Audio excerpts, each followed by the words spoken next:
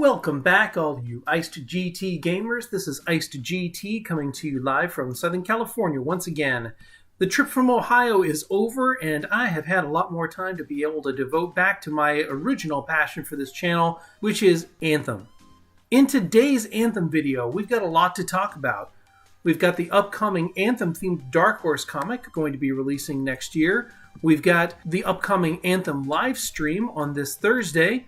And we've got some important tweets from the developer corner, so let's go ahead and get right into it. First up, I'd like to talk about the Dark Horse comic, Anthem, A New Verse. But before I do, I did want to make a shout out and give my deepest condolences to the family of Stan Lee for his recent passing. His characters, his wit, his personality, they will all be greatly, greatly missed. As far as the plot is concerned for the comic, it's going to follow a young boy named Kismet who was rescued by Yarrow. For those of you who've forgotten, Yarrow is an old retired freelancer who worries that the traditions and worth are being forgotten. But he remembers that the freelancers were more respected than they are now and is trying to restore the group to its former glory. He's soft-spoken and somber and supportive of the freelancers. Kismet, now orphaned, joins his adoptive sister, Johnny, to fight for a better future for themselves and humanity. On the writing front, they've brought in Mac Walters and Alexander Freed. Mac Walters is a comic artist who did Mass Effect Foundation, and Alexander Freed was partially responsible for writing the Rogue One, a Star Wars story. On the artist front, they've acquired Eduardo Francisco, who was responsible for doing a lot of the artwork for the Infinite Crisis Fight for the Multiverse series. The artwork on the front is gorgeous, but doesn't really give us a whole lot of plot, so it'll be interesting to see what the rest of this story is going to be about. The fact that they've mentioned that Yarrow is still a freelancer definitely leads us to believe that this is a prequel for sure, as Yarrow is officially listed as being retired in the Anthem canon. On to the upcoming live stream for Thursday. They've mentioned that they were specifically going to be targeting the Forge in this live stream, and I've compiled a list of things that I personally would like to see in the live stream and hope that they go over in detail.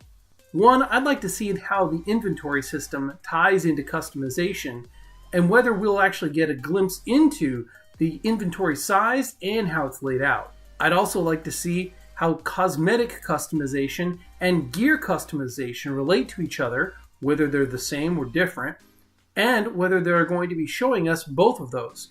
We know for sure that they're going to be showing us cosmetic customization, so I'd be hopeful to see gear customization as well as that.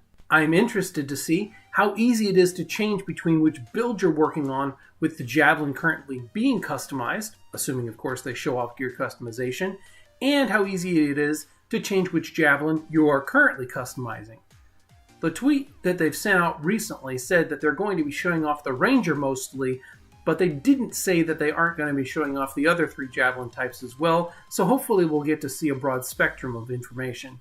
Finally, I'm interested to see what kind of camera controls are available in the Forge, and whether, based on the photos we've seen of the Blue Colossus skin, the N7 Interceptor skin, and this amazing Crab Interceptor skin recently, whether that means that there is an integrated photo mode that is going to be available at launch, or whether these are just screenshots that people have doctored up to make it look like a photo mode. Finally, on into the development corner. Jonathan Warner tweeted out that wood is not going to be one of the materials available because it would just be vulnerable to the Scar Termite gun, flamethrowers, and rain. Can't have that. Who wants their Javelin to have its wood warp in the rain? That would be uncomfortable, I would think. Mark Dara tweeted that you're not going to be able to go back to the Strider mid-mission. I suspect that he's talking about some of the longer 4-player missions, such as strongholds or raids.